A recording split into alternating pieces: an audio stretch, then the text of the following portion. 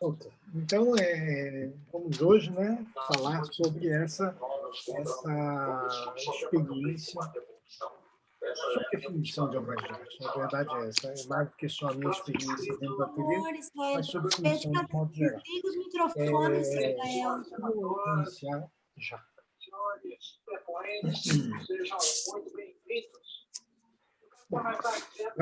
Eu realmente sou muito amigo da música, né? Então a gente vai iniciar ouvindo um pouco de música, vendo algumas imagens e ouvindo um pouco de música também. Deixa eu primeiro aqui achar o que eu havia separado. Quem tiver um fonezinho de ouvido vai aproveitar ainda melhor.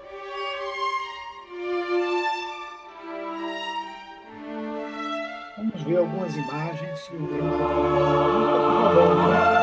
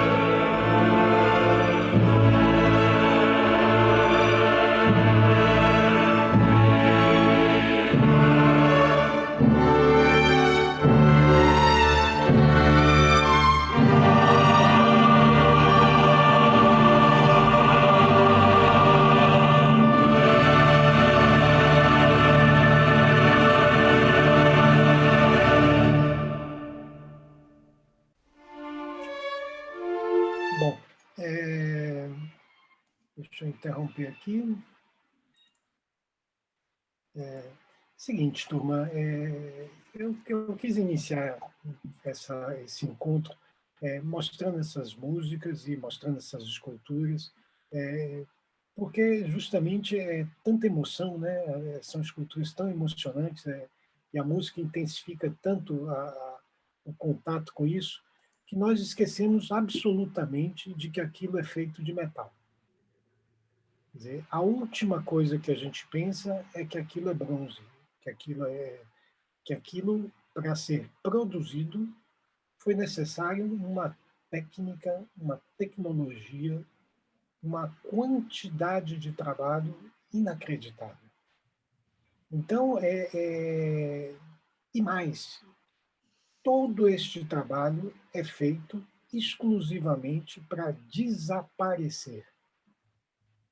O melhor trabalho é aquele mais modesto, ou seja, aquele que desaparece. Ninguém olha e sabe e percebe que aquilo foi fundido, que aquilo passou por N transformações, que houveram muitos técnicos que trabalharam sobre molde, sobre cera, sobre metal, e não deixaram qualquer vestígio.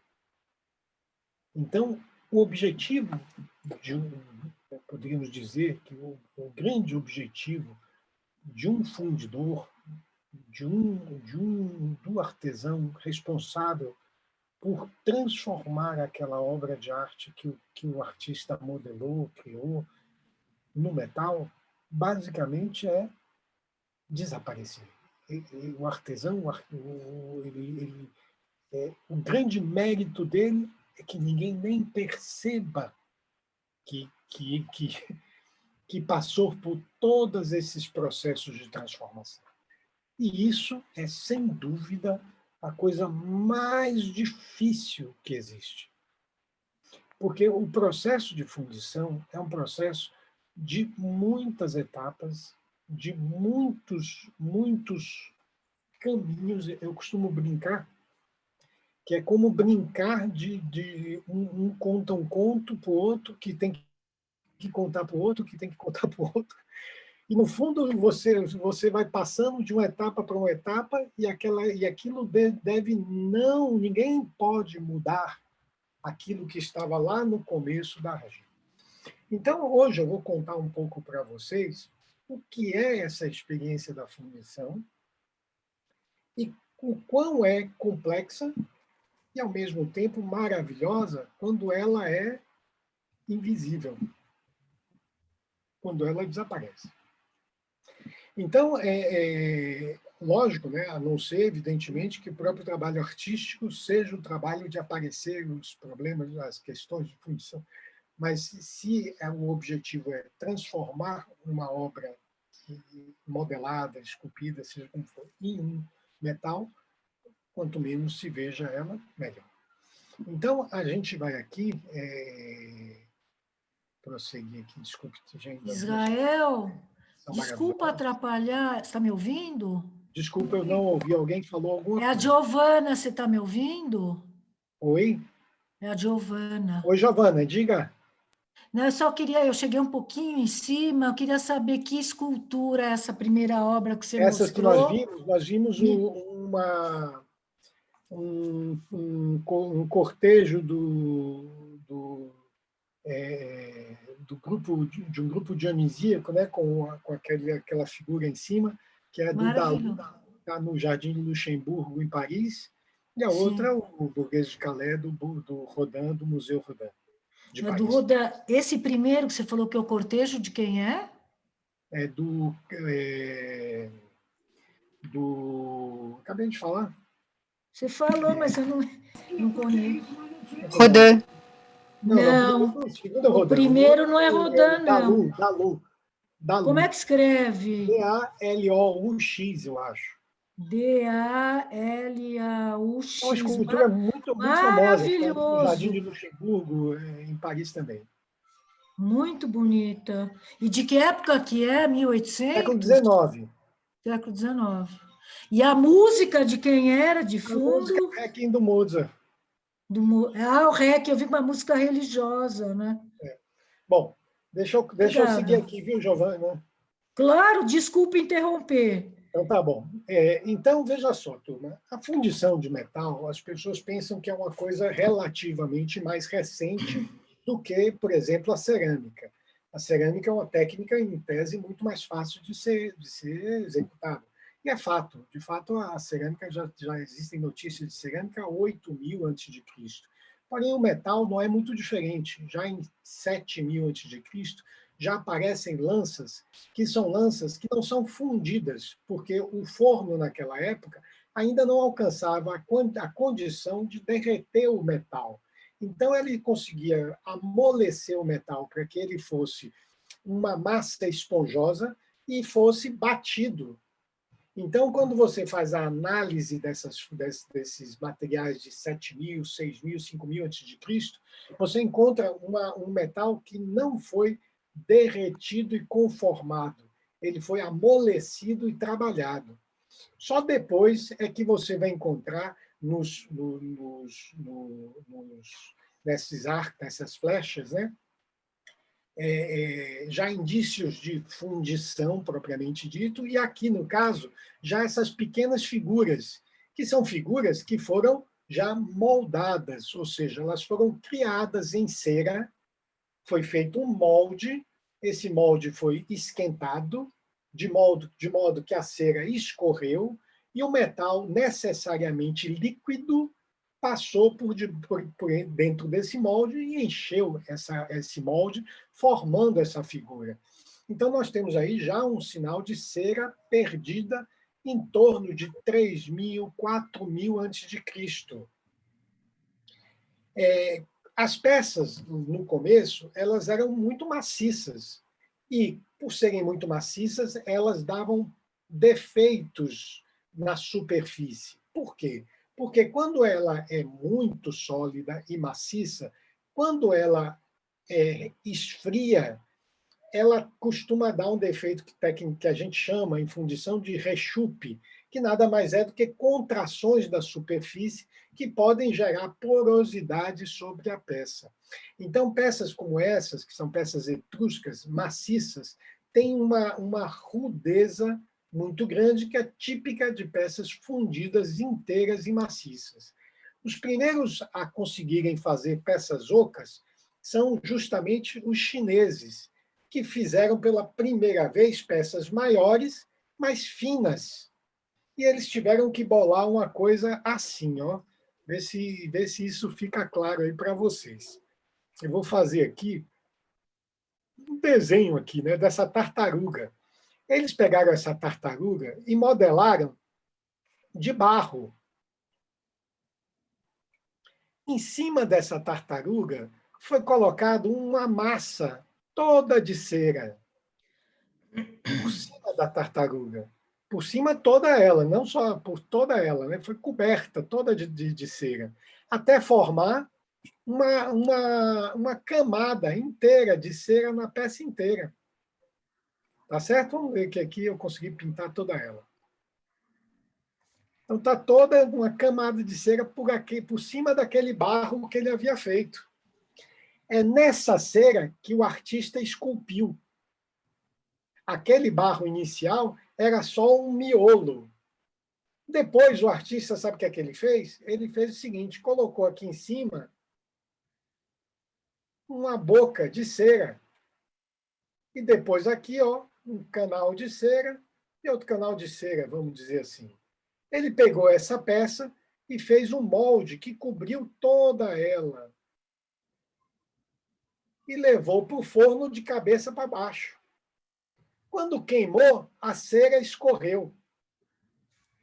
Ficou vazio, ele jogou o metal aqui e o metal preencheu e ficou com essa parte de argila dentro aqui, como se fosse um núcleo. O que ocorre? Esse tipo de fundição é chamada fundição direta, onde a peça modelada foi modelada na cera. Quando acabou a fundição, não existe cópia dessa peça, porque a peça não foi feita de um material e feito molde. Não existia isso ainda. A peça foi feita na cera. cada peça que queria fazer, mesmo que tivesse que repetir, era novamente uma peça original, única. Todas as peças da antiguidade, antes da Grécia, são únicas. Então, no Egito, não existe o molde. Não existe o molde. Então, todas as peças tinham um núcleo, lá no Louvre, em muitos museus se vê ainda esses núcleos, onde o artista colocava a cera e ia lá esculpindo sua peça, e cada uma era uma. Então, você vai encontrar esculturas, por exemplo, do século XI na Índia, cuja técnica é a técnica da antiguidade egípcia ou chinesa. São peças também modeladas, ou seja, criadas na cera e fundidas unicamente. Foi justamente os gregos que inventaram o molde. E, a partir do molde, eles puderam fazer cópias em cera de uma mesma peça. E como se sabe que essas peças eram moldadas? Por quê? Porque elas são feitas de encaixe, elas têm reproduções, e dentro, a cera dentro é uma cera lisa, que mostra que a cera foi jogada líquida dentro do molde e derramada para fora. Quando a escultura é egípcia, chinesa, antiga, quando você olha por dentro, você vê a cera que foi gretada, que foi marcada pelo núcleo. Ela não era aplicada em cima de um molde, de um modelo de barro, então ela fica marcada nessa aplicação por dentro. E essas peças não têm isso. Então, essas peças gregas, elas já são frutos da moldagem, e é a técnica que subsiste até hoje. Os gregos inventaram o sistema de moldagem e desenvolveram sistemas de canais para fundições mais finas e de grande porte. Estava resolvido a fundição até hoje. Tudo o que se faça é agregar tecnologia num raciocínio que nasceu na Grécia. Então, veja só, aqui eu vou mostrar para vocês uma escultura moderna, mas feita como os gregos. Dentro você tem um barro. Fora você tem uma camada de silicone e uma camada de resina, que você moldou a peça, abriu. Aqui tem um exemplo físico, é uma peça minha. Aqui tem um modelo de barro que eu criei, foi o que eu criei. E aqui a cópia, que é branco, aqui é o silicone. E foi feito em 3 partes esse molde. Fechei o molde, fiz uma camada de cera. Essa cera é oca. Aqui eu cortei para me certificar que ela era fina, que ela era fina por igual. Que a fundição tem que ser muito regular. Essa peça de cera recebe canais vermelhos claros de ataque, ou seja, por onde o metal vai vir e vai atacar, e vermelhos escuros de respiro, por onde o metal, após chegar na cera da peça, sobe e vai lá para cima. Então, eu tenho aqui tem uma coisa, depois eu vou mostrar. Aqui tem um exemplo físico. O que é vermelho é ataque. O que é amarelo é respiro. O que é verde é a cera da própria peça. Tudo é cera. E a peça é oca. Ela foi colocada dentro de um molde. Aqui, no caso, um molde com essa contenção de cilindro. E aqui a boca de entrada e os respiros aqui, no caso, juntos aqui, voltando aqui nos cantos. Isso tudo, esse molde, é virado de cabeça para baixo e vai para o forno. O que acontece? À medida que está com o forno, tem aquela boca, a cera vai derreter e vai escorrer, derramando aqui toda para fora.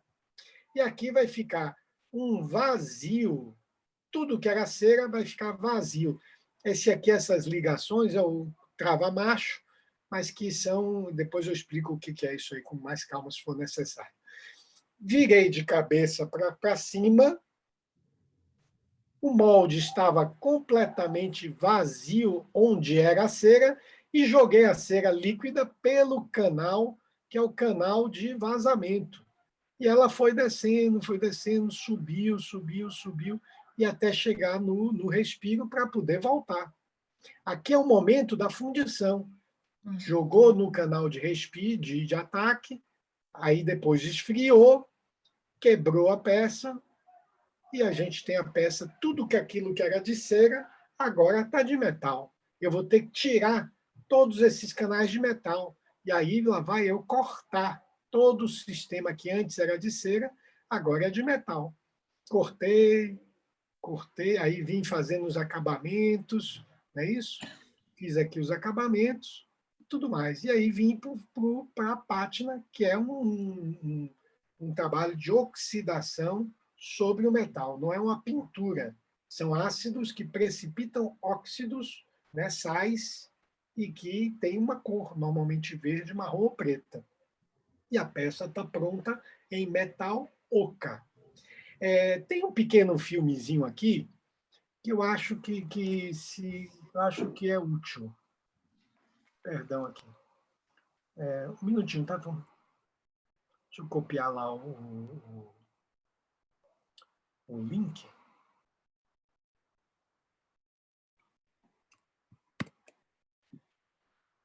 É o melhor filmezinho desses assim mais simples que eu já vi sobre esse tipo de questão. E a gente perde 3 minutinhos, mas fica com isso bem claro.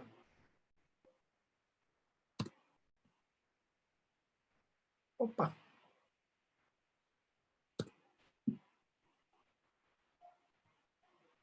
Então, eu acabei de ver hoje à tarde isso.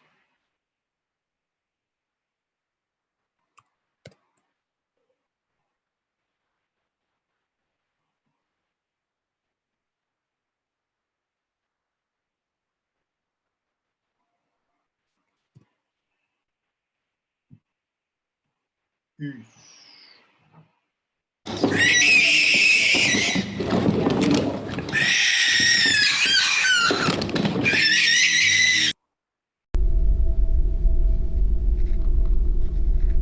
Todo mundo vendo, né? Não tá aparecendo, Israel. Ainda não? Então aguenta aí. Não. Aguenta aí que agora vai. Aguenta aí que vai. E agora, tá? Ainda não? Não. Caramba! Não, tá aparecendo as figuras. Não. Não. Aguenta aí, vou tentar aqui de novo, hein? Mas o vídeo Não tá ainda? Agora tá. Agora sim. Melhor. Agora sim, agora Vamos sim. ver. É. Esse filminho eu vi num museu. Aí cacei, acabei encontrando. Vamos dar uma olhada. São 4 minutos, mas é bem ilustrativo. Ele aqui está fazendo um molde sobre uma peça, né? Como é bem simplificado, não explica que o molde é de gesso, de silicone. Mas é gesso. Aqui, no caso, é uma não se faz uma cópia de gesso com a cabeça desse jeito tão simples, não é assim. Mas é ilustrativo. Vamos pegar o espírito da coisa.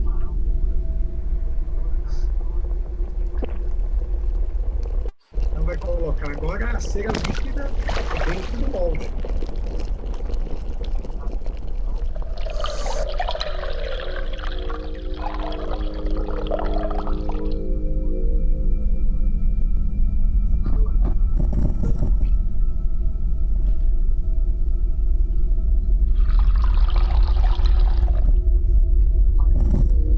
A peça está de cera oca.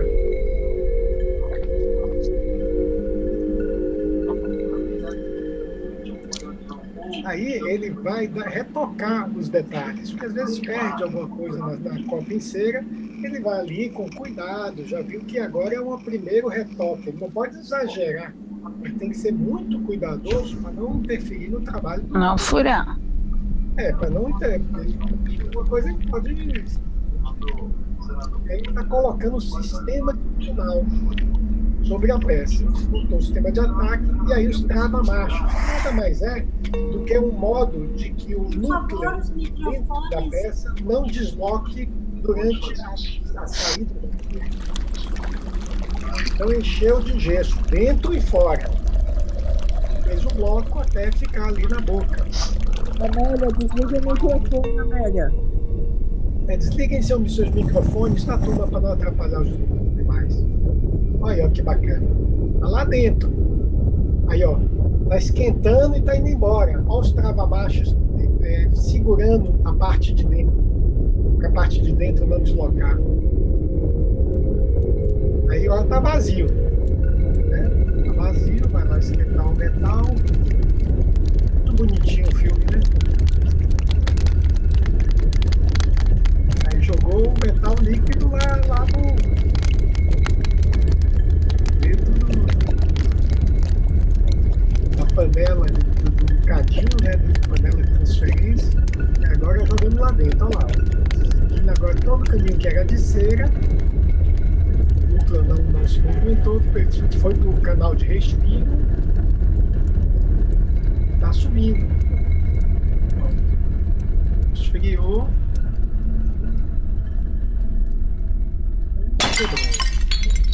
Beleza, se fosse assim, o Ricardo Stum tá aí, que é fundidor também. Ei, Ricardo, fazia assim, saiu 5. Aí vem que tirando os canais, tá tirando esses. Tem que tirar o núcleo de dentro também. Tem que usinar a peça, né? Tá resumindo assim, né? Passou um paninho.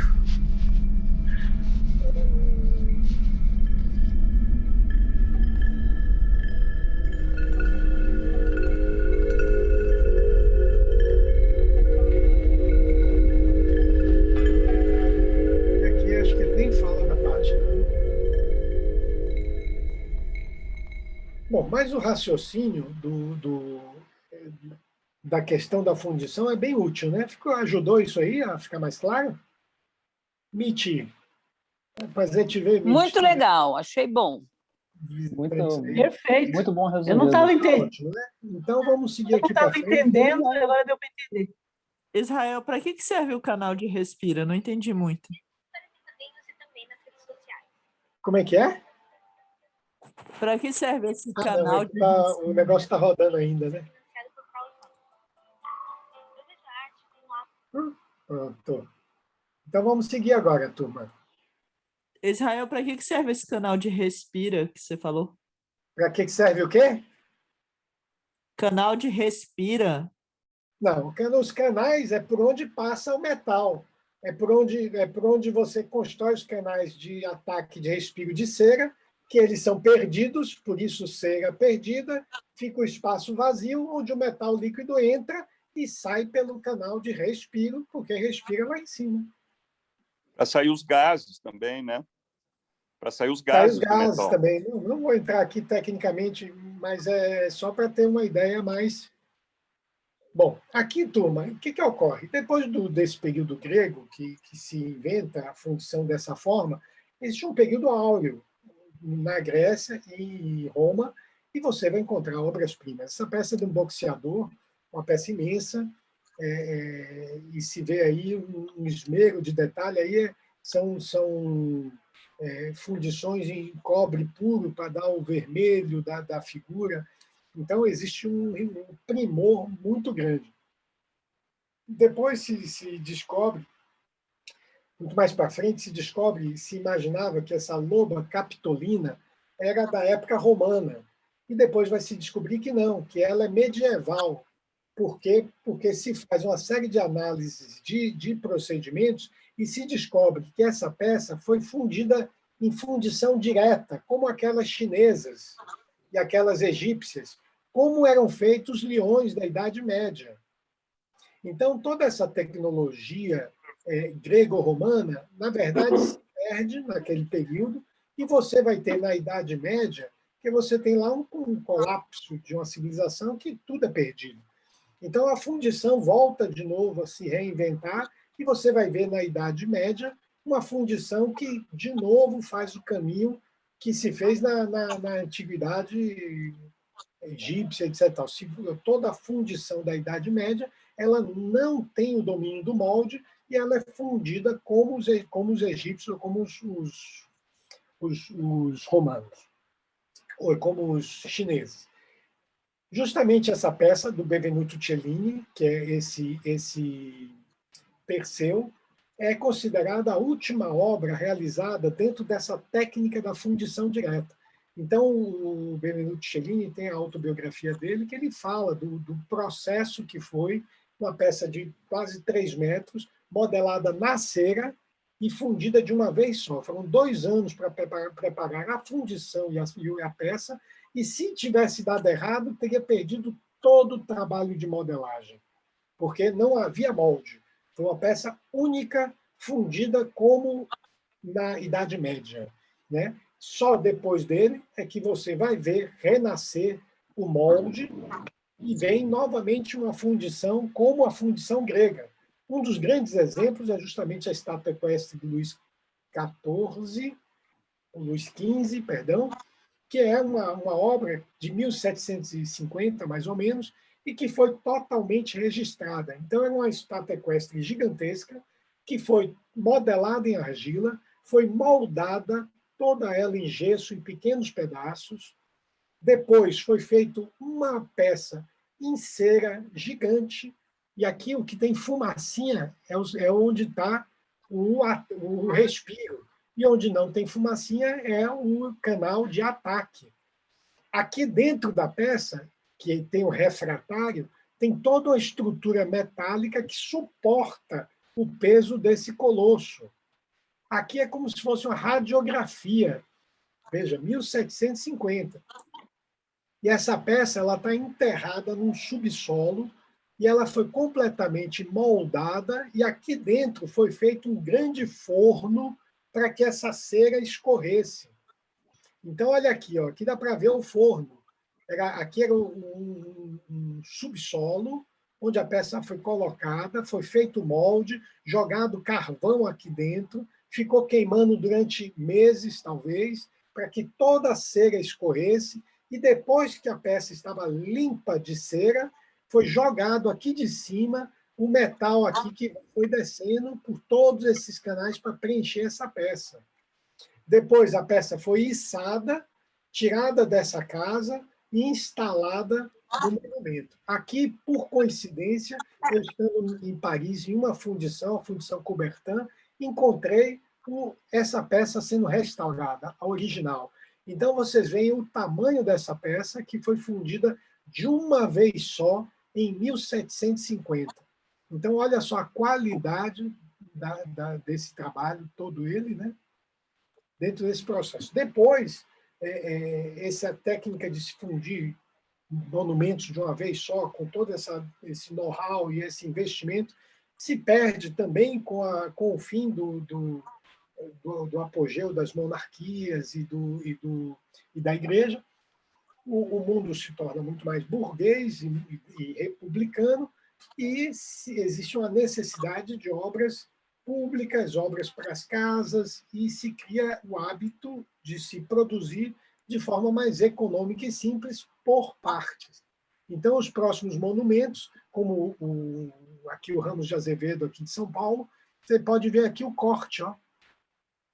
A peça era feita em várias partes e montada. Mesmo assim, aqui ainda são coisas muito grandes. Mas a gente vê no próprio monumento do Ipiranga pequenos pedaços. Olha aqui a perna, ó, dividida em vários pedacinhos. Né? Então, pedacinhos, modo de falar, porque essas peças são muito grandes. Justamente, a Porta do Inferno do Rodin, foi fundida recentemente por uma grande fundição francesa, que eu vou mostrar daqui a pouco, que foi a que realizou, pelas últimas vezes, fundições desse porte de uma única vez.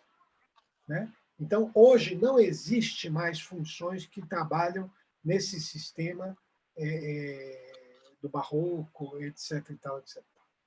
Aqui, para que vocês tenham uma ideia, uma fundição espanhola atual, uma das grandes fundições do mundo hoje, que é a Alfa Arte, que faz parte de um grupo Alfa, e que é uma fundição altamente capaz, né? Tem ali um espaço gigante, trabalha com o que há de melhor, tanto caldeiraria, que é essa montagem por placas, como moldagem, fundição. Aqui é uma peça do Barceló, que é um elefante de cabeça para baixo, que estava em Nova York, feito lá. Lá eles já trabalham com transposição 3D, né? O artista leva pequenininho, o cara faz o scanner, faz a cópia, o artista vai lá, trabalha na cópia, etc. e tal. Aqui a Coubertin, justamente, que é a NASA da fundição artística, né? De certa maneira. Aqui está vendo essa pequena casinha aqui onde está meu mouse? Esse palacete que está aqui ao lado. O resto tudo aqui é a Fundação Coubertin, que é uma fundação dedicada aos saberes da mão. Então, eles têm aqui joalheria, cantaria. Quando acontece um problema num dos grandes monumentos lá da Europa, que precisa que seja refeito conforme o original, é feito lá na Coubertin. Então, tem o Jardim das Esculturas, a fundição, eles têm jovens que se preparam para trabalhar lá, um jardim de escultura belíssima. Foi lá que foi fundida as últimas grandes portas do inferno do Rodin, toda a obra do Bordel, dos grandes escultores modernistas franceses. Eles têm uma técnica muito particular. Aqui é um Rodin, que essas fotos foram feitas por mim, né? Eu tive a sorte de estar lá quando estavam fundindo um Rodin. Então, você vê aqui o canal de ataque, e aqui os canais de respiro são canais grossos e poucos canais, né? Aqui o grande forno dele, onde foi fundido a Porta do Inferno, ou seja, é um forno onde a porta entra lá dentro, né? E aqui, o dia que eu estava lá, foi feita uma fundição. Aqui eu pude acompanhar, eles protegem a peça, tinham 3 fornos, medem lá a temperatura, fazem todo o processo de aguardar o metal chegar na temperatura correta. Aí vem a hora, tem aqui o molde aberto, aí joga-se ali pela panela, pelo canal que é de vazamento, que é imenso, né? E depois aqui a peça já pronta, sendo usinada aqui do Jean Bernard, um outro escultor francês muito importante. E o jardim deles é repleto de Bourdelle, desses grandes gênios que eles fundem para os museus do mundo inteiro. Essa fundição está a 1 hora de Paris, vale a visita, é demais estar por lá. Bom, nesse caminho, turma, justamente eu já vinha fundindo há muitos anos e tive a oportunidade de conhecer essas fundições, trouxe para São Paulo um projeto que era o projeto da criação de um centro técnico dentro do Senai, da Escola de Metalurgia do Senai de Osasco. Eu ofereci esse projeto, o projeto foi abraçado pelo Senai, e nós montamos um centro técnico que buscava trazer essa excelência de volta para o Brasil. Uma vez que no Brasil nós tivemos um período áureo até a década de 60, 50, 60, e depois a fundição artística passa por um período de gradativa perca, que acontece no mundo inteiro, devido a vários fatores, assim, como, por exemplo, o declínio da arte sacra, ou seja, de obras para cemitérios, que eram uma demanda importante, mantinha muita fundição, as próprias obras de arte que passaram a usar outros materiais, não só o metal. Então, houve um declínio no mundo inteiro, e no Brasil também. Então, em 2008, iniciamos com esse projeto, fizemos um convênio com a Pinacoteca do Estado para que esse grupo de técnicos do Senai passasse a fundir obras que estavam em gesso na Pinacoteca. Fomos com um grupo de técnicos brasileiros para todos os museus europeus, fomos a uma escola na Normandia, passamos 2 meses fazendo um curso de fundição na Normandia, e voltamos e instalamos o curso. O Senai está lá firme e forte. Não tive tempo de fazer com que o Senai, de certa maneira, abraçasse o projeto do monumento. Eu saí, veio a crise, né, de 2013, 2014, acabei saindo em 2015 do Senai, e em 2016 tive a oportunidade de fazer um outro movimento forte, que foi o restauro de parte do Monumento do Ipiranga, comandado pelo Antoine Amargé. O movimento do monumento... Até alguém... Minha esposa veio me pedir para desligar os microfones, porque está dando uma interferência. Eu desliguei aqui. Se vocês puderem me ajudar com relação a isso, tá? Eu agradeço. Bom, posso seguir? Tá bacana aí, turma, a viagem? Rapaz, eu fiquei extremamente arrepiado de ver Tá o ótimo. trabalho que foi feito daquelas fundições de uma só vez, É uma loucura, é uma com loucura. com forno embaixo, Uma debaixo do loucura. Para solo. construir tudo isso aí é uma coisa inacreditável, né? Eu realmente também achei muito comparação, incrível a quantidade Rafael? de metal. Isso, Rafael. Quantidade de metal para produzir essas peças enormes, né? É uma coisa impressionante. É um movimento assim que não dá para crer. Nicole, está curtindo, Nicole? Muito, muito. Impressionante aí todo esse trabalho. Muito, né? Muito legal, né? Então tá bom, vamos seguir ali. Posso fazer uma pergunta? Posso fazer uma pergunta? Pode, deixa eu voltar. Por gentileza. Quem fala? É João. Ô, João, conta. Se você puder aparecer, João. Ah, tá. Só um segundo aqui. Mas fala, João. Isso. Oi, no caso, é comum o artista estar envolvido nesse processo do início ao fim, ou em certas partes os técnicos assumem mais o controle e o artista volta mais para o final? Essa pergunta é ótima, viu, João? Veja, na verdade, João, via de regra, quanto mais próximo dos nossos dias está, né, mais distante o artista está desse processo todo. No caso do Benvenuto Cellini, ele fez tudo. Fez a obra, a fundição, a casa para fundição, fez todo esse processo do cavalo, ele fez sozinho. Ele e a equipe e os funcionários dele. Então, obviamente, que à medida que vai se modernizando, essas diferenças vão acontecendo. Então, justamente, eu vou contar para vocês a experiência que eu tive de, durante 5 anos, eu, artista, fazer todas as fundições, o que realmente é algo bem complexo, bem complexo. Mas vamos lá. Deixa eu seguir para poder a gente avançar. Então, aqui, a gente fez um primeiro processo desse restauro, foi se aproximar do monumento e fizemos um grande documento que foi foi pago pelo município de São Paulo para fazer uma leitura do estado de conservação geral dessa escultura. Bom, a primeira coisa que a gente surpreendeu foi com uma escultura belíssima, né? Uma escultura de uma qualidade que a gente não suspeitava. A gente olha ali, a coisa é meio festiva, a gente fica um pouco assim, sem olhar para o lado escultórico puramente. E encontramos uma coisa muito linda e enorme. Então, para você ter ideia, aqui em cima, cada figura dessa tem cerca de 4 metros, pesa talvez 1 a 2 toneladas. Então, você tem lá em cima quase 60 toneladas de bronze. É como se houvessem 15 portas do inferno, né? Então, é um negócio gigantesco, o monumento.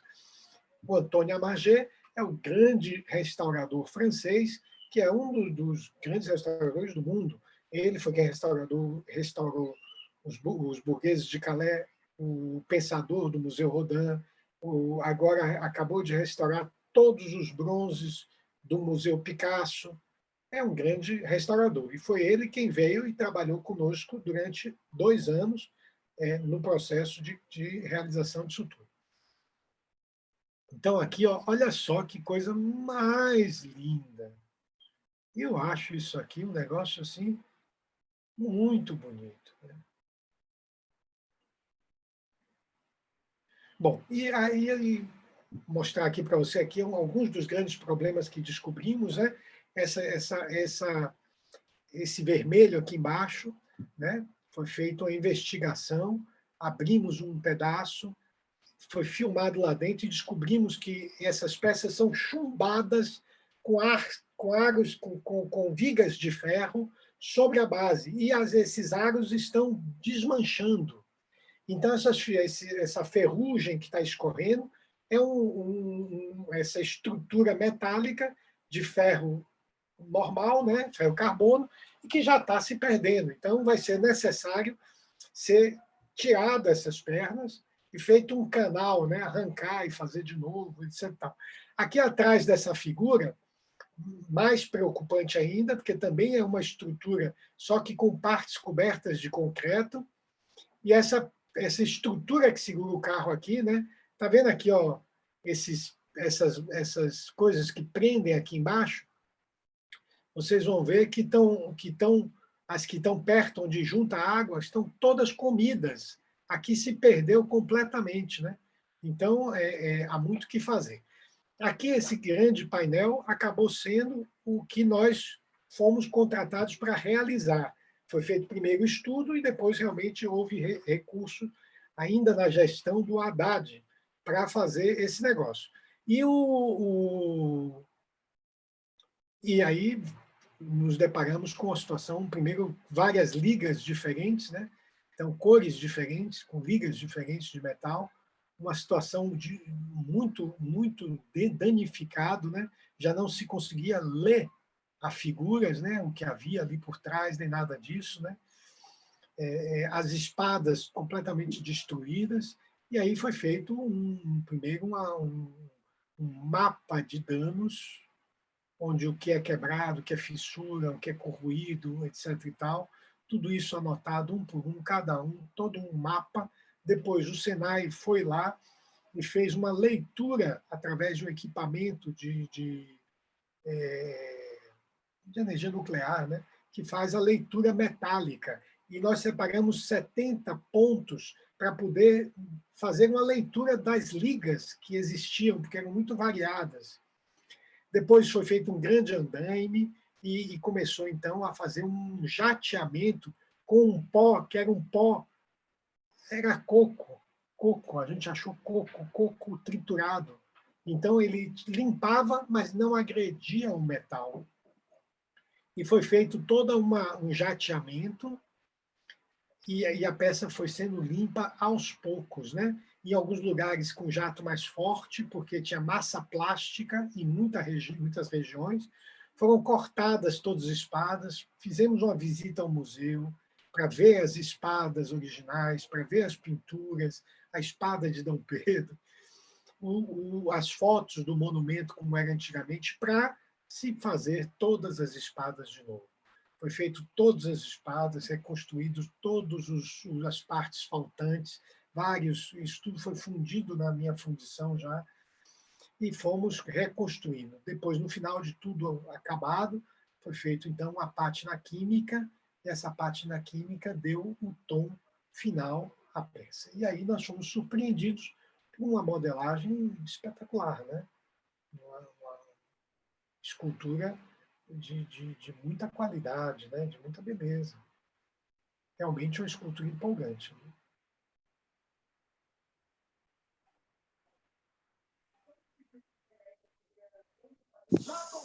Dom Pedro agora já está se vendo. Agora, havia uma questão que é o seguinte. Dom Pedro está se vendo, deixa eu abraçar isso. Havia uma porosidade aqui na gola, no fundo, uma porosidade imensa. Veja, essa peça foi fundida no Brasil em 1920. Israel, tem gente com o microfone aberto, a gente não está escutando. Eu agradeço, viu, você me avisar, tá? Pode avisar sempre, viu, turma? Ajuda. Tá bom? É porque meu som hoje, não sei porquê, o meu som aqui está muito baixo, eu ouço muito mal vocês. Eu estou escutando você muito bem. O problema são as interferências das pessoas que abrem o... Opa, desculpa, eu acabei interrompendo, você mesmo está falando, Rita. Desculpa. Tá bom. Então, tá bom, pessoal, vocês dão uma força aí, né, para poder ver isso aí. Então, vou seguir. Então, o que ocorre? Essa foi uma das primeiras fundições de grande porte realizadas no Brasil. Todas as fundições anteriores, no Rio de Janeiro, no século XIX, são fundições francesas, são fundições que vieram de fora. Então, essa fundição ela tem muitos problemas de execução. E esses problemas de execução foram deixados como eles eram. Não foi feita uma maquiagem sobre ele. Não é isso?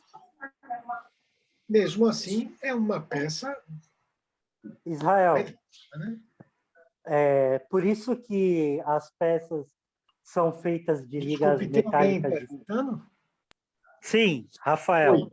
Oi, Rafael, diga. É por isso que as peças são feitas de ligas metálicas diferentes? Elas foram feitas, não, justamente, como era um começo da função artística no Brasil, sem dúvida, a coisa foi feita de uma maneira, eu não diria improvisada, mas quase isso, né? Então, você vê pela junção das peças, muita coisa desencontrada, ligas realmente muito diferentes, muita porosidade. Então, certamente, isso, a condição em que foi feita, não era ideal. Então, aqui agora a gente vê a peça, né, novamente recomposta depois desse trabalho de restauro. Então, turma, aí que vem. Foi depois desses episódios todos, das viagens à Europa, da criação do centro técnico, que levou 5 anos de trabalho, do restauro do Monumento do Ipiranga, que eu realmente comecei o projeto, que era, na minha cabeça, já o último desse projeto, que era realizar uma coleção onde eu mesmo montasse a fundição e tentasse criar obras com o espírito dessas grandes funções que eu vi. Espírito que eu digo, não aquela condição técnica, que é uma condição histórica e tudo mais, de um recurso, né? Mas dentro de uma estrutura pequena, tentar reproduzir com qualidade tudo aquilo que a gente havia visto. Então, eu quero crer que o resultado teria sido muito melhor não fosse tudo isso ter acontecido durante a saída da Dilma, a entrada do Temer, a eleição do Bolsonaro, etc. Tal. Ou seja, quando eu consegui o investidor e montar toda a estrutura e contratar todo mundo e começar a fundir, começou a economia ladeira abaixo. Então, a gente foi fazendo e a coisa foi ficando cada vez mais difícil, e o que a gente planejava em termos de condição técnica, de quantidade de obras, etc. e tal, foi cada vez sendo mais limitada por uma condição real. E, no final das contas, realizamos um conjunto de obras significativas e tivemos um grande aprendizado. Esse aqui são os fornos modernos, com fornos digitais, com controle de temperatura, tudo que era necessário para realmente executar a coisa com aquela qualidade. Então, esse investimento foi um investimento alto, feito no começo, e aí vieram os projetos. Tudo aconteceu muito dentro de cadernos de desenhos, que eu faço já desde 2000, uma série de cadernos, e esses cadernos são lugares onde eu deixo acontecer coisas sem muito critério. Então, quando você vê um caderno desse, tem coisas de um jeito, de outra, e elas foram surgindo figuras, e a partir desses cadernos, eu também, simultaneamente, ia modelando uma série de elementos. A gente alugou uma casa muito grande, onde tinha um espaço confortável para modelagem, tinha a fundição lá do lado de fora, tinha realmente espaço, tinha uma equipe trabalhando, eu experimentei muitas coisas. Tudo isso aqui nem existiu. Eu fiz e desmanchei. Eu fiz muitas coisas, a gente modelou muito, não é isso? Aqui trabalhando ainda nessas modelagens, né? Aqui também uma peça que acabou que hoje em dia ela está em gesso, aguardando ainda, não foi possível fundir essa peça, né? Apesar dela ter sido uma peça muito trabalhada, né? E vieram esses elementos meio estranhos, ora arquitetônicos, ora não, dessas figuras com esses grandes peitos, né? E isso tudo junto com muita escrita, contando tudo que estava acontecendo, e vieram esses elementos diferentes, né? Que surgiram durante esse caminho, durante esses 5 anos naquela casa. Eu as batizei de ânforas, né? E também essas grandes cabeças que vieram também nesse processo. Por exemplo, essa cabeça aqui da direita eu não cheguei a realizar também. Eu salvei apenas um pedaço dela.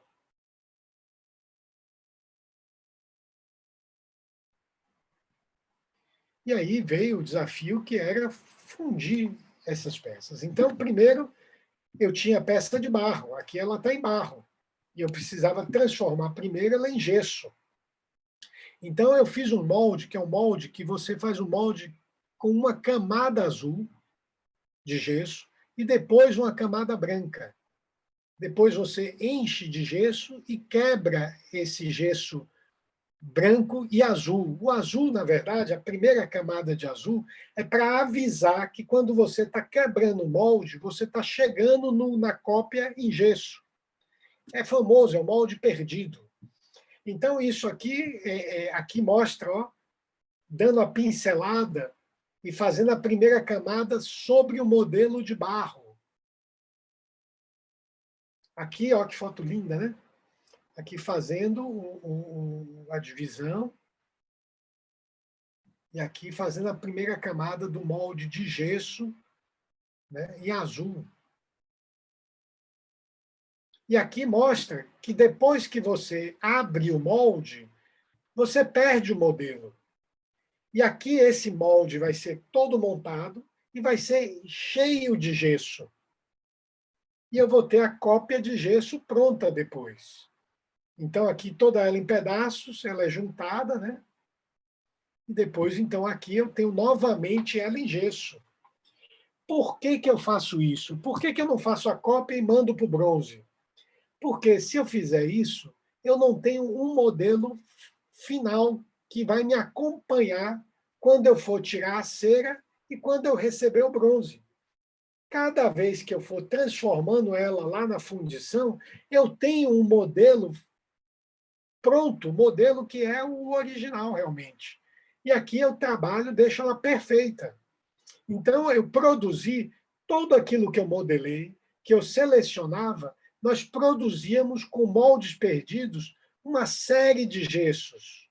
Tudo isso aqui é produção em gesso.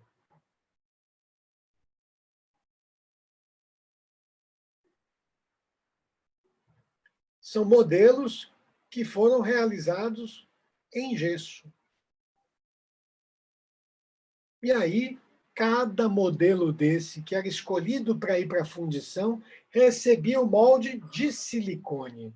Então, aqui você vê a peça com uma capa de silicone, a peça com a capa de gesso e silicone, aqui aberto com um filete de cera, aqui fechado com filete de cera. E aqui ele, o molde fechado com a peça de cera lá dentro. Aqui a peça de cera.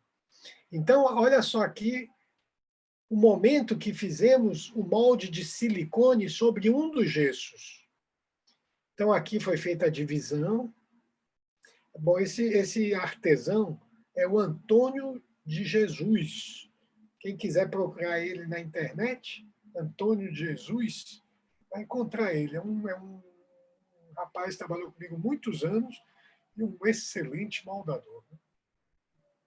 Então, aqui ele foi fazendo, aqui começa a aplicar o silicone de uma parte, até que se faz várias estratégias para fazer isso, né?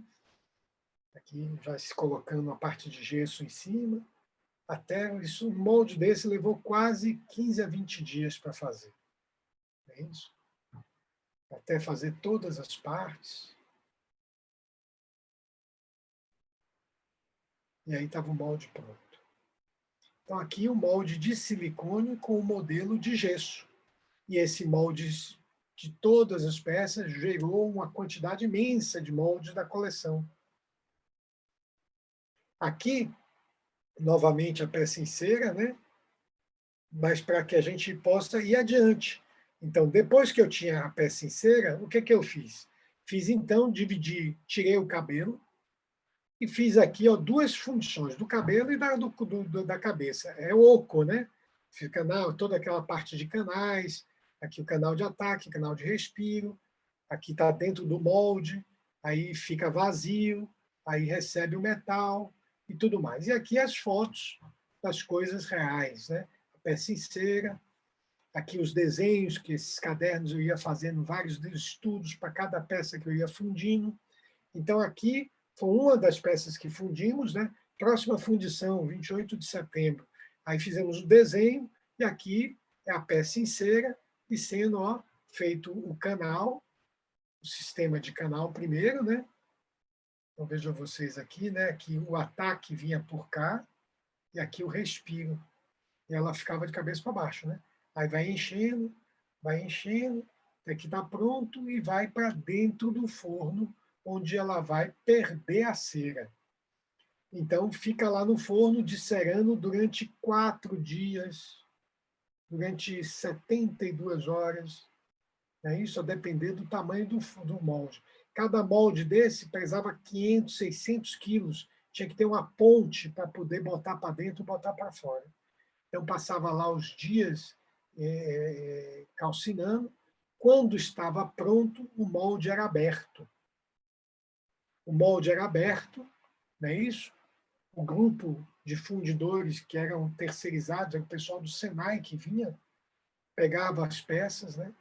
Deslocava a peça lá do forno e vinha trazendo para dentro desse buraco, que era coberto de areia depois.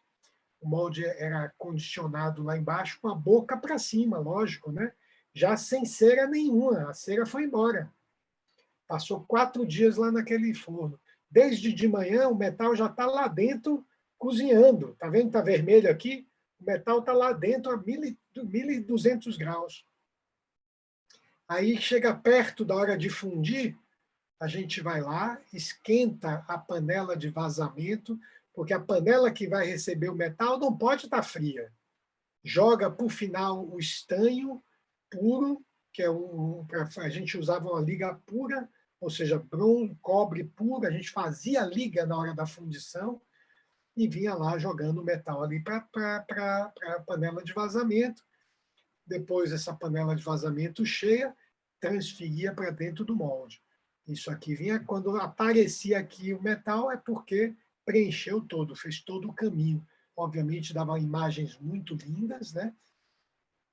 Aqui a peça sendo feita, aqui está vermelhinho. Depois se jogava o resto do metal no recipiente, né?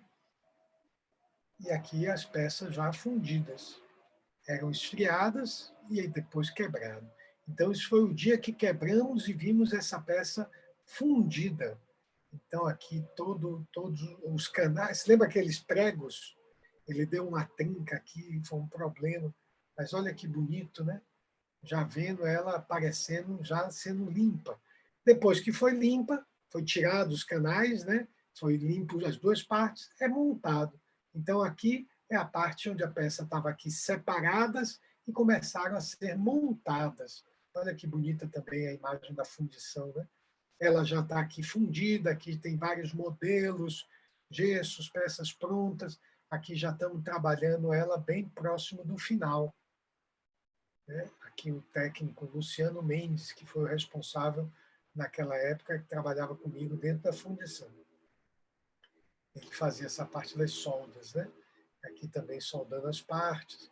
Aqui, uma delas que foi fundida fora, já estava fechando a minha fundição, veio com muito mais problema, então deu muito acabamento, né? Eu aqui trabalhando sobre a superfície, o momento da solda.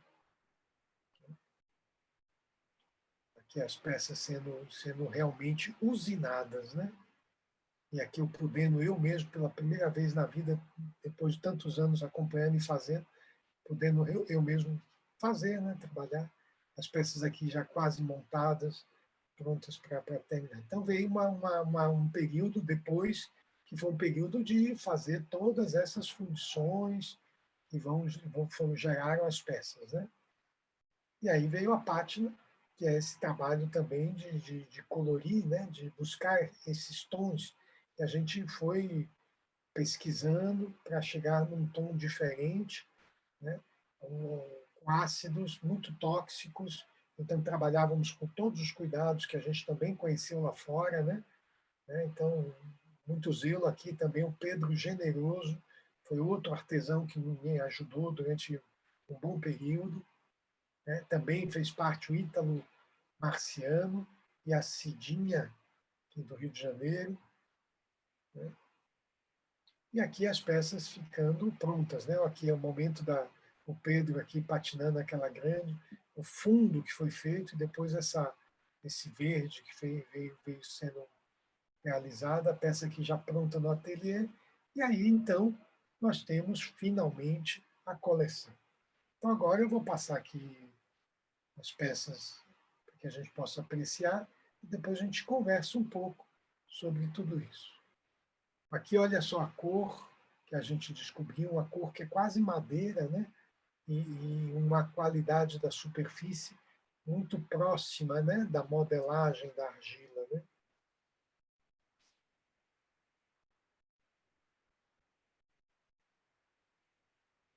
São peças que deu muito prazer em executar, em ver pronta, né? Esses são os estudos pabacantes, são peças bem pequenas, 60 centímetros, também uma matéria muito grande. Eu usei aqui vários tipos de matéria. Aqui eu peguei uma argila que eu deixava num túnel bem suja, e ela ficava muito melequenta, e ela dava essa textura que eu gostava demais de trabalhar. Aqui já umas viagens um pouco com relação ao próprio corpo, né? Aqui era modelado em gesso, a própria matéria inicial era o gesso, né? Aqui também de gesso. Aqui essa brincadeira com essa matéria, né? E com as cores das pátinas. Essas duas figuras que eu gosto muito. E essas duas que são assim um charme, elas têm mais ou menos 1,75 m, quase, aqui em vários ângulos. Também uma matéria que eu gosto muito e uma cor que eu gosto muito. Aqui eu ainda vou terminar essa peça. Essa peça eu tinha interesse de botar ou água aqui dentro, ou plantar aqui dentro um jardim. Ela é grande, ela é grande. Eu queria botar aqui uma matinha, talvez com as plantas. Pensei até em botar um bonsai aqui junto. Isso que eu ia falar, para você botar um bonsai bem bonito aí no meio. Essa figura é muito interessante. Aqui eu gosto muito dessa figura, que são alguns ângulos, e ela tem uma matéria muito, muito interessante. Essa aqui eu vendi, foi um que eu vendi antes de registrar. E esse grupo que também eu gosto bastante.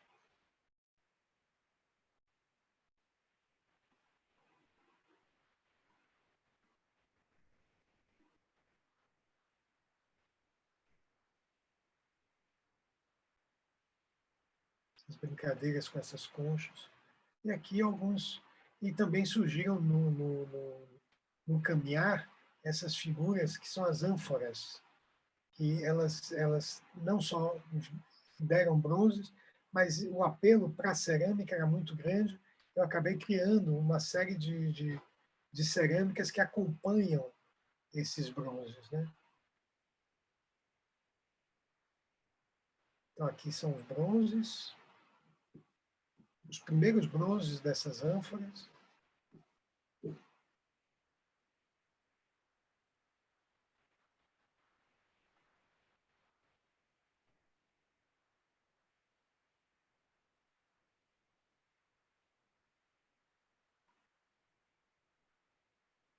E aqui, olha, ela é coisa linda, ela em azul, né?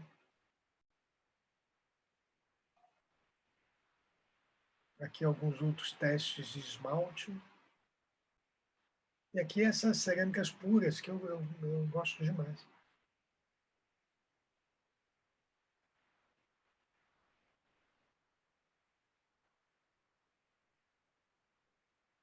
E também esses seios que são quase frutas, né?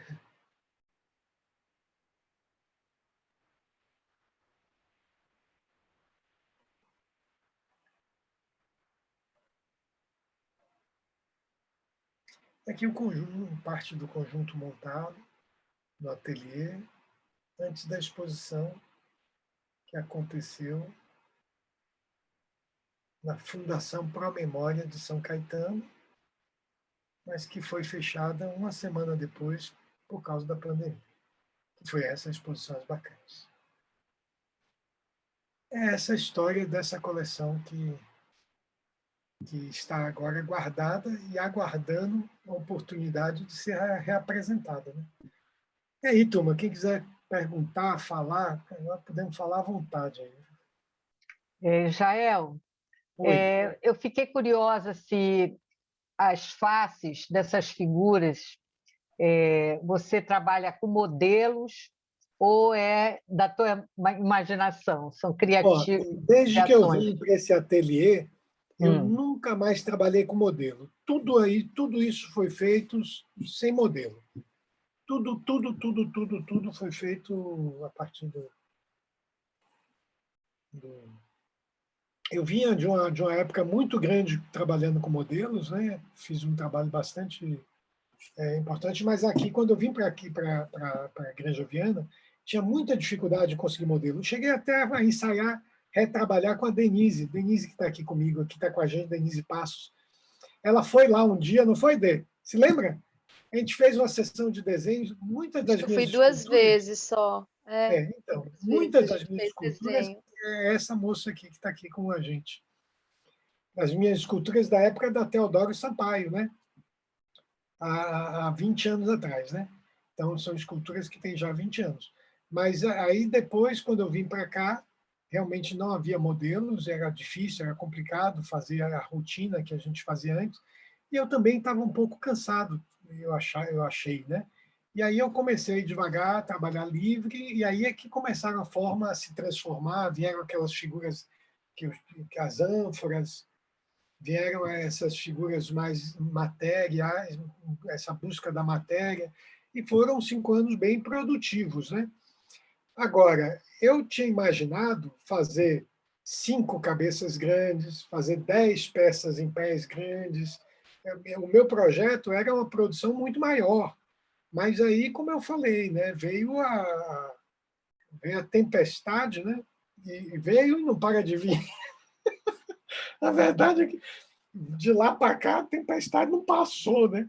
E aí a coisa foi para concluir isso no meio ao temporal.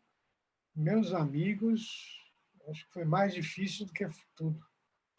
Então foi uma luta, mas foi uma história que é uma história que eu gostaria de um momento publicar num livro, num pequeno filme, que é a história de tudo isso, ou seja, de trazer a fundição para o Senai, né, fazer o processo de implantação no Senai, as viagens para a Europa que foram muito impactantes, trazer o Antoine para o Brasil, fazer o Ipiranga, montar a fundição, qualificar técnicos brasileiros, trazer insumos para o Brasil que não tinham.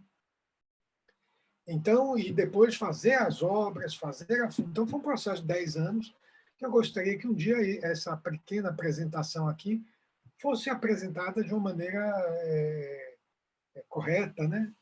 E tudo mais. Mas agora é o tempo que vai dizer aí o que vai acontecer. Né? O ateliê continua? Você ainda está com o ateliê no Granja Viana? Não te ouvi, Denise. Você continua com o ateliê lá? Não. Devolvi, né? Por sorte, devolvi ele antes do fim da pandemia, né? Praticamente na mesma época. Um mês antes de vir a pandemia, foi a minha grande sorte, porque aí eu me desfiz de todo o compromisso, que é um ateliê daquele tamanho, né? Sim, grande. E agora eu voltei a produzir num ateliê improvisado, no meio de uma matinha que tem aqui na Granja Viana, e estou voltando a produzir essas peças. Estou voltando a retomar a produção e, muito provavelmente, uma parte da coleção vai para Casa Cor de Belo Horizonte, de Minas Gerais, agora em setembro. E você desfez toda a parte de fundição, forno, tudo? Toda essa parte das peças grandes, né? É isso. E o que foi feito desse... Pode falar. Desculpa. Assim, por favor. Maravilhoso o trabalho. Obrigado, viu, Israel, por ter dado essa oportunidade da gente estar aqui. Maravilhoso o trabalho enquanto artista e também maravilhoso o trabalho enquanto técnico, seja na restauração, seja na criação de todo esse ferramental que foi construído, e agora não sei em que pé que isso está, né? Mas é lamentável que isso eventualmente esteja sendo desconstruído, porque tal qual na França tem um grande modelo a ser seguido, aqui você meio que recriou o modelo e, infelizmente, não foi possível dar continuidade a isso. Em que pé que isso ficou? Isso está desmantelado? Como é que é essa questão? O que aconteceu foi o seguinte, o Senai conseguiu, de alguma forma, se manter. Ele foi sendo desmontado, mas, por uma sorte lá, apareceu um diretor que não desmontou. Não está fazendo grandes coisas, mas está lá, ainda existe. A parte de restauro, eu acho que a gente contribuiu, deu uma virada na página no que diz respeito em patrimônio fundido em metal na cidade de São Paulo. Então, hoje, o DPH tem um padrão e uma normatização para contratar para restauro de monumentos fundidos em metal que não existia. Então, existem barbaridades que foram feitas que agora não é possível mais fazer, porque o DPH acompanhou todo o processo, foi feita uma atualização dos procedimentos que são necessários, então houve um amadurecimento muito grande, a não ser que alguém chegue lá e acabe com aquilo tudo, sei lá por quê, não sei, porque nunca se sabe. Mas hoje, a responsável, que é a Alice Américo, é uma menina jovem, mas que conhece profundamente o processo da fundição, inclusive fez os cursos do Senai, esteve próximo do trabalho com a Antoine, é uma pessoa que está completamente a par desses processos. Então, e mesmo o aprendizado que eu tive como fundidor, ele não vai desaparecer nunca. Agora, por sorte, surgiu um rapaz em Belo Horizonte, chamado Alexandre, que tem uma fundição chamada São Lourenço, eu acho, e ele foi aluno do Senai, por sorte também viajou à Europa, e ele está fazendo um trabalho de excelência. Então, é a única fundição no Brasil, hoje, que realmente faz um trabalho no padrão internacional. É o único. Além dele, o Senai. Não é isso? Então, isso não é culpa do fundidor, não é culpa... É muito difícil, é muito trabalhoso, é uma coisa que não é só querer fazer, não tem nada a ver com isso. É uma coisa muito complexa que exige e realmente eu sinceramente, eu acho que esse episódio que estamos vivendo agora de crise, vamos chamar assim, né, vai passar. O custo não sabemos, mas vai passar. E as coisas vão que no fundo é questão de rumo, né? As coisas não podem ir a vida inteira para o buraco. Vão ainda bastante, porque botamos dentro para tomar conta do galinheiro, né? Botamos isso aí, né? Então agora vamos ter que dar muita galinha. Vai comer muita galinha. Então aí agora até ver o que vai sobrar e como vai reconstruir, mas vai. É que realmente o preço a gente ainda não sabe. Mas não só de fundição, tudo, né, Ela? Tudo, é Brasil todo. Bom, de qualquer forma, eu queria te dizer que me surpreendeu demais estar aqui contigo. Assim, na verdade, cada vez que eu encontro contigo, você me surpreende, né? A primeira vez foi uma tremenda aula teórica sobre a narrativa da escultura na arte e na humanidade. Eu fiquei chocado de ver o quanto de conteúdo você tinha para passar. E depois eu fiz um curso contigo de modelagem. E agora estou ouvindo você falar de fundição. Ou seja, só melhora, você só me surpreende o tempo inteiro. Agora, eu te confesso que realmente é lamentável isso que nós estamos vivendo, né? Não é questão de eu te confesso. É uma pena nós testemunharmos que a coisa podia andar numa velocidade para uma direção e ela descamba para outra com...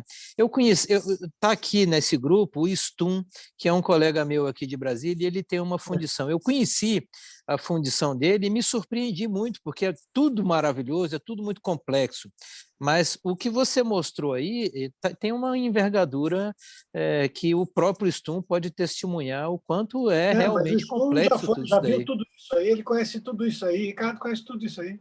Sim, com certeza que sim. É incrível. Ricardo, se não me engano, certeza. Ele fez uma viagem comigo para a Itália, não fez, Ricardo? Olha... Não fez? Sim, fomos a Paris, né? Fomos a Paris e a Itália Itália juntos para ver fundição. Eu levei um grupo para fazer isso aí.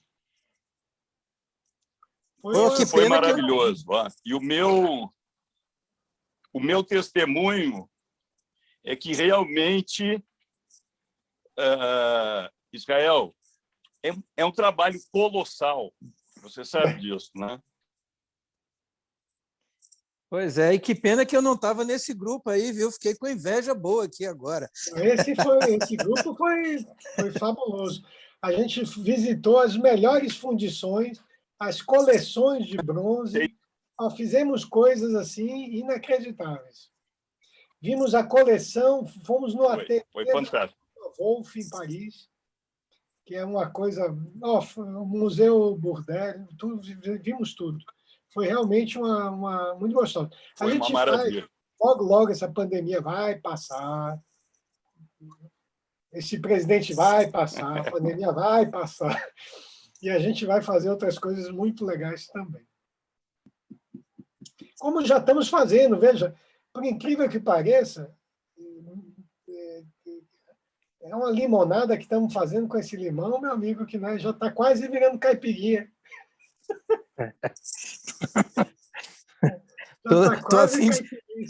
Tô a fim de degustar isso daí, viu? Vamos junto. Tá bom, estou vendo muita gente aí que eu não via faz tempo. Gisele, seja bem-vinda. Sandra. Rita. Rita, prazer te ver, Rita, finalmente. É isso, queridos. A brincadeira é essa aqui mesmo. Agora, toda sexta, eu vou dar um descanso de uma semana. Eu acredito que daqui a 1 ou 2 semanas eu volto com mais 4 encontros. Agora eu não estou mais dando esses cursos regulares, assim, de teóricos, porque eu estou sem tempo de preparar as aulas. Então, eu tenho apresentado aulas que são aulas que já estão prontas, etc. E tal. Aí, o intuito, por que sexta-feira, não segunda, terça? O intuito é esse aqui, ó. Não fizemos nada, tomamos um vinho, demos risada, ouvimos música, etc. e tal, ninguém tem aula nenhuma. A gente conversou aqui, apresentamos um monte de coisa legal e cada sexta-feira é uma delícia. E a gente propõe, a ideia é trazer aqui um momento de esperança, porque a gente precisa disso aqui, né? A gente precisa saber que as coisas estão vivas, que as coisas vão melhorar. E a ideia é essa aqui, só. Tá bom? Então, precisamos de cultura, é isso aí. Então, tá bom, queridos. Então, boa noite a todos. Espero que durmam melhor depois de tudo isso aí, né? Muito obrigado.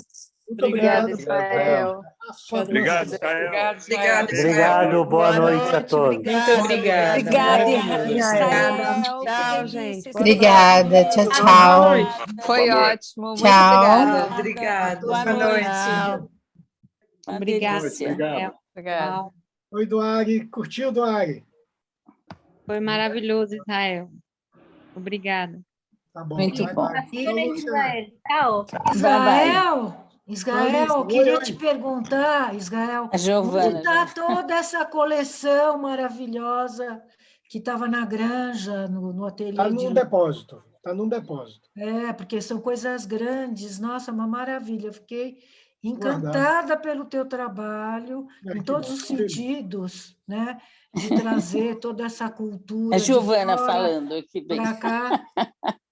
A Giovana. A Giovana, cá, querida. você fez aquele restauro, amor. Tudo bem, Maria Amélia? Tudo bem, meu amor. Olha, Israel, eu adorei o teu trabalho. Nossa, coisa mais... Agradeço, Giovana. É maravilhoso Nossa, mesmo. eu queria conhecer um dia de perto. Né? Vai ter oportunidade. Tem que conhecer, tem que conhecer. Você conhece? Deve conhecer. Conheço. Ai, muito obrigada, muito obrigada. Muito obrigada. Melinha conhece tudo. Melinha viu muita coisa de perto. Né? Preciso voltar a retomar você de novo comigo. Calma aí que já a gente volta. Tá, querido, já a gente volta. Um beijo grande, muito obrigada, meu amor, muito obrigada. Tchau, gente. Tchau, Gil. Muito obrigada, Israel. Você está por aí também, Conceição? Tudo bem, foi ótimo.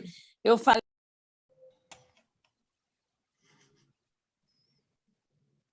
Ixi, pifou. Ótimo, então tá. E aí, o Rafa? Israel. Tudo isso de perto, colado.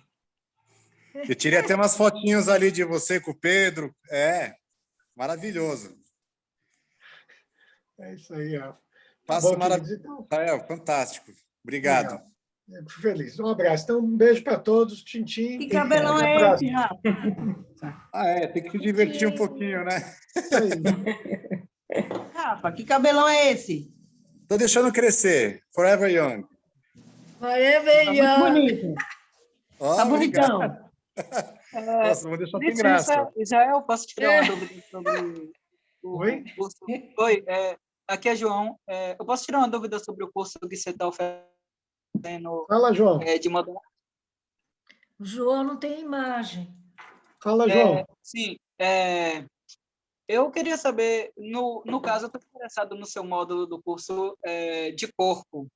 Só que eu queria saber se você trabalha, se nesse módulo você ensina também como fazer a estrutura para fazer o corpo, ou se você só trabalha a modelagem, a parte superficial. No primeiro da cabeça não tem armação, só no corpo inteiro, tem um módulo corpo inteiro que a gente usa armação, sim. Mas você ensina a fazer a armação, como funciona cada um? Perfeito. Então, muito obrigado e vou te esperar. Então, boa noite agora. Agora é de verdade. Tchau. Agora chega. Tchau.